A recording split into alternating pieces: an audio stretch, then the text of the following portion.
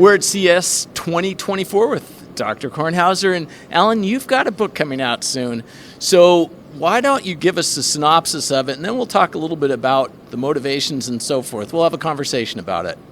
Yes, well, the synopsis of the book is that we go on a very general level and somewhat technical, but not super technical level about the mobility industry, about how to give rides, what is it all about. And I think one of the underpinnings of the whole book is sort of our concept that with respect to mobility, there are really two kinds of mobilities out there. There's the kind of mobility in which you give yourself a ride. I sort of call it sort of the Home Depot version of rides. You do it yourself. You drive yourself. You go out and buy the car, you maintain the car, you do all that stuff, you drive yourself. And then the other one is that you get a ride. You get a ride.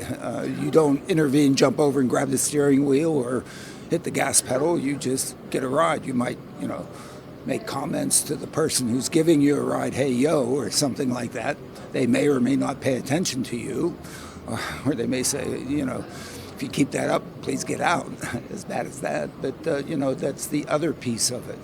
And I think we go through both of those sorts of mobilities and look at what it takes to either you give yourself a ride. In other words, look at the auto industry, what it takes to design a car, build a car, what's involved in that. What did the original car manufacturers, equipment manufacturers, OEMs, what do they do to be able to provide you? What's the business case associated with that? And then look over to the other sector, how do people get rides? And I think one of the things that we point out in the book is with respect to the demand for going from A to B at time T, which is kind of the fundamental economics 001, if even not minus 9999 of it is that what's involved in that. Well, when one looks at the reason for going from A to B at time T, I like to tell my students that it's basically a rational decision process made by an individual.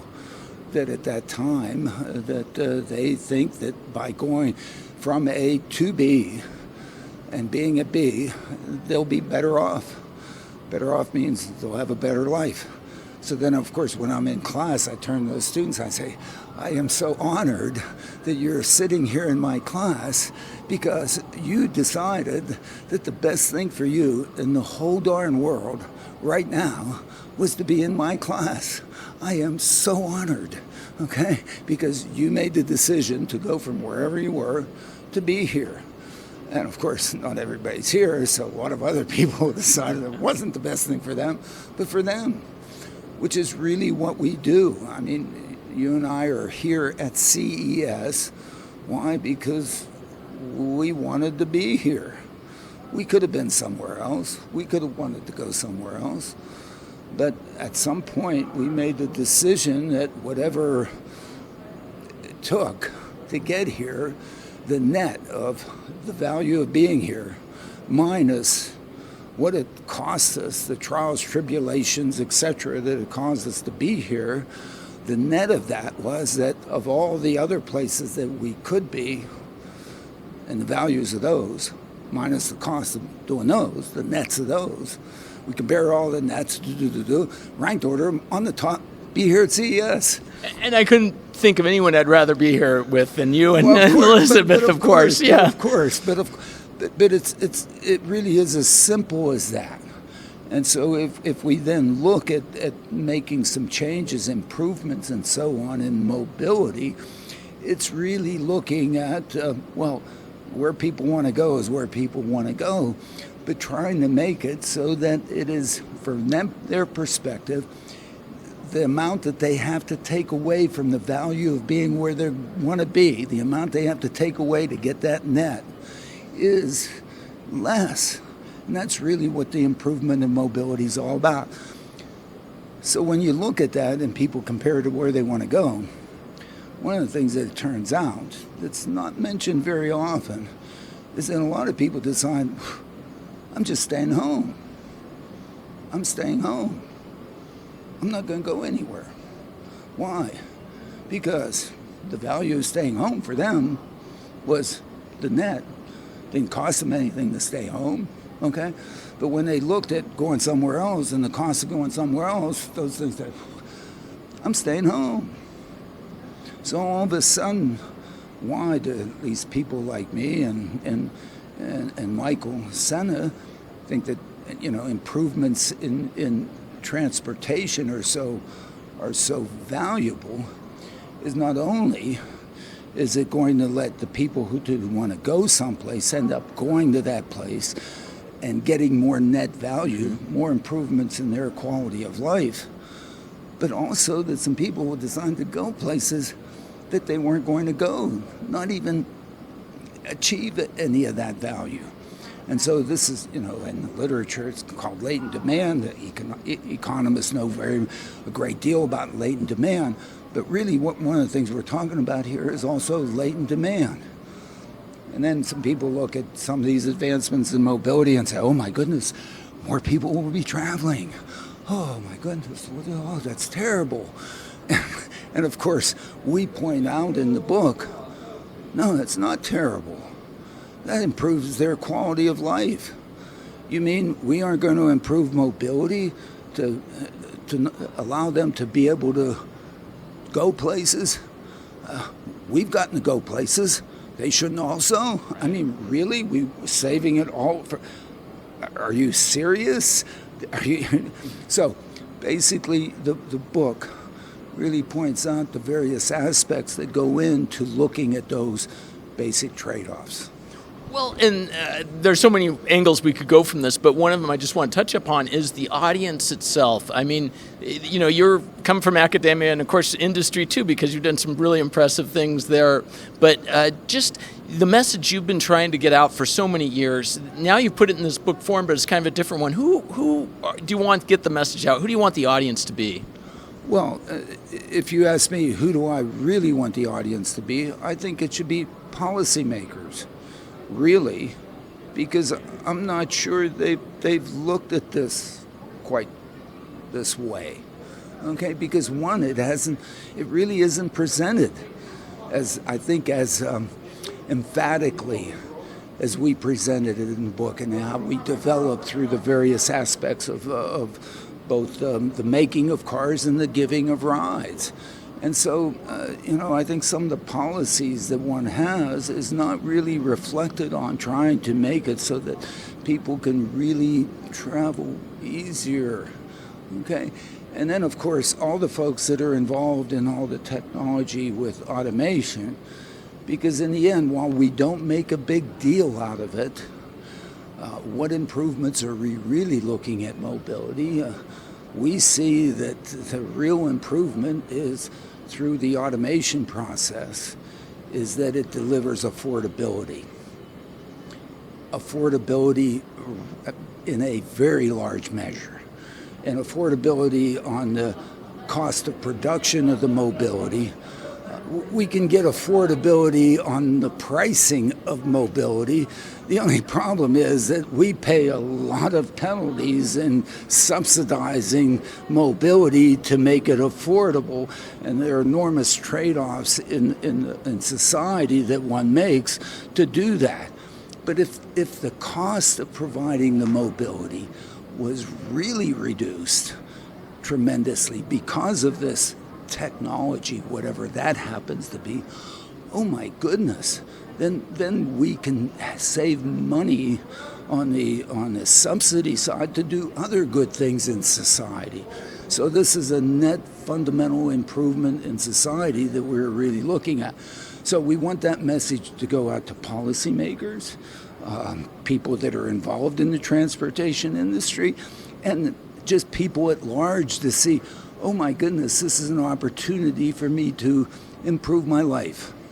Well, and speaking of improving life, I mean, and you're talking about removing barriers, right? And I think of our friends like Michelle and Sasha who have barriers that are really difficult to overcome with traditional cars, but it seems like there's opportunities when you introduce driverless to have new form factors and really designed for everyone. And is that touched upon in the book? Well, that's of course touched upon. That's those that happen to have constraints in their own personal mobility that they need assistance, and therefore for those, absolutely. And they have they can't be aggregated into a lot of people going from A to B with our traditional ways of giving people rides somewhat affordably. But all of a sudden, with this kind of mobility that can be delivered affordably. Why? Because, say it completely bluntly, one doesn't have to pay somebody to do it. Now, of course, if we have volunteers, great. Wonderful. Life would be really good. There aren't enough volunteers around to do it. And there are plenty of volunteers that do it and allow some of this to happen already. But my goodness, putting that on the burden of somebody to be a volunteer is maybe asking not the right thing, okay? Certainly we want their hand. And what Catherine Freund, for example, is doing at ATN, with volunteers to help people who are immobile either because of age or others, is a fantastic thing. The problem is it doesn't scale well. It's good for a few, but how about doing it for many?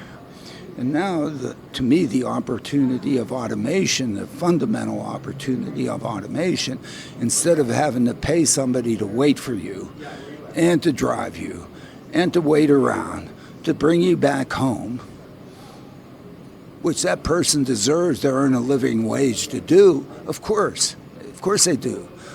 You can get a computer to do it. And if you get a computer to do that,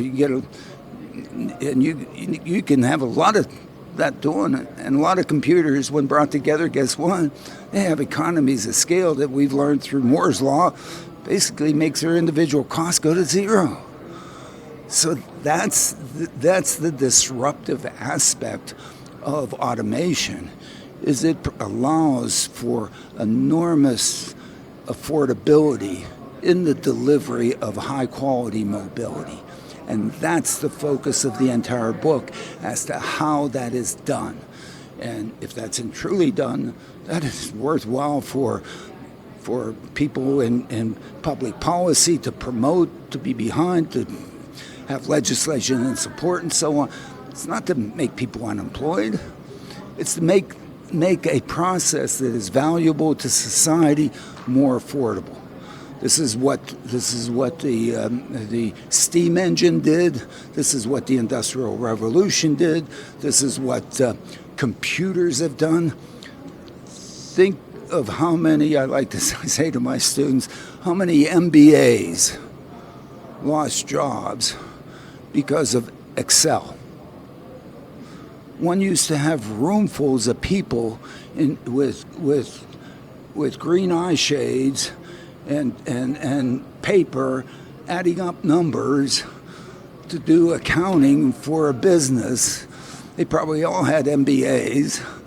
And guess what? Excel, boom, goodbye. I mean,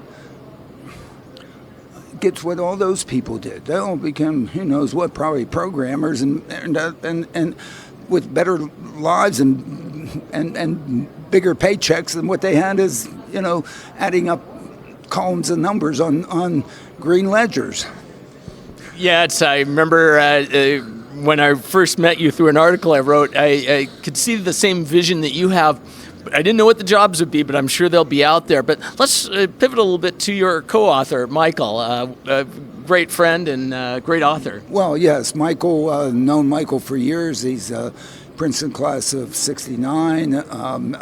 Competed with him for a while because we were both sort of in the turn-by-turn navigation and digital map space and so on.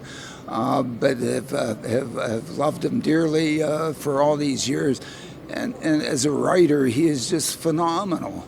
And so what he's been able to take with I guess many, I'll claim my ideas, not necessarily my ideas, but what we've been promoting, and just put it in a form that is a really good read. I mean, we think that this is readable for a technical but largely general audience. Excellent. Well, and it's coming out soon, and the publisher. Well, we've proofed the proofs. We've sent them in. We've approved the cover, the back cover, the whatever, the preface, and everything else, and the references and whatever. And it's due out any day or available. I mean, it's available on a website when they're going to start shipping. We'll wait and see. We'll see what happens.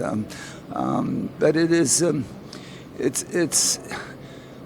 it ends up being a fundamental read if you're in the mobility business and really are trying to capture societal value out of mobility. Well, Alan, and that's what you've been doing for years, and make sure you follow Alan on the Smart Driving Cars podcast with Fred Fishkin. It's a great pair, and they bring in some great guests, and always entertaining, and you learn something too. Yeah, and my e-letter that I put out every week, I think last year I put out 51 of them, so I guess maybe you took a week off. I took a week off. I don't know. I'm whatever. I think Fred and I did like 53 or something podcast, Zoomcast. So we didn't whatever. But anyway, and talk about a few other things in technology besides mobility, but essentially 98% mobility. Excellent. Well, Alan, thank you very much for everything. Yeah, thank you. Hey, we're having a good time. Yep. Hey, guess what? We wanted to be here, right? Yeah, exactly. And we're happy we're here. Happy campers. We are happy campers.